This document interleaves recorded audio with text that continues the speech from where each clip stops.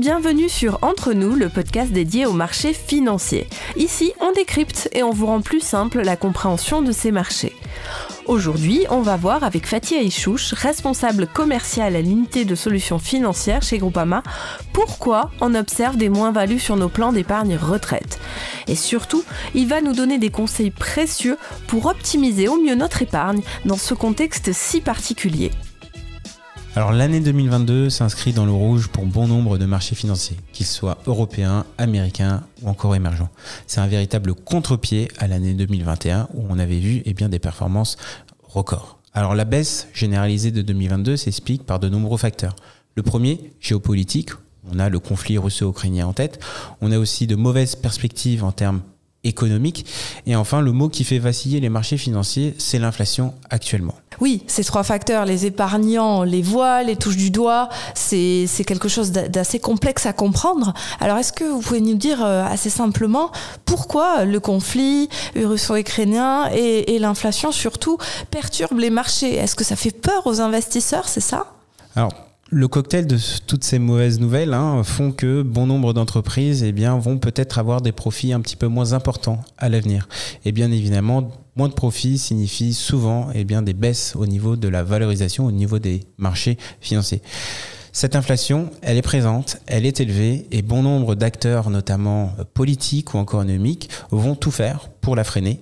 Alors dans ce climat très perturbé d'incertitude, l'épargnant est perdu, concrètement. Qu'est-ce qu'on peut lui conseiller de faire? Une fois ce constat fait, il est important pour cet épargnant d'adopter quelques réflexions. Le premier d'entre eux, c'est de comprendre que les marchés financiers anticipent et intègrent déjà les mauvaises nouvelles dans la baisse actuelle de marché. Et ça, c'est extrêmement important à garder en tête. Deuxième point, ne pas céder à ses émotions.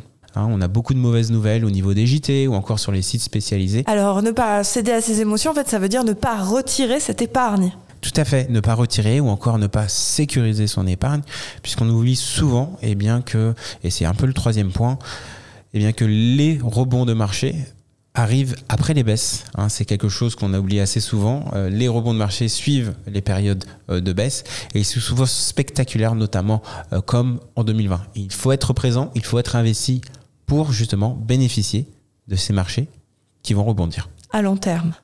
Toujours à long terme. Historiquement, ça a toujours été en progression malgré des baisses, même avec toutes ces baisses depuis plusieurs mois maintenant.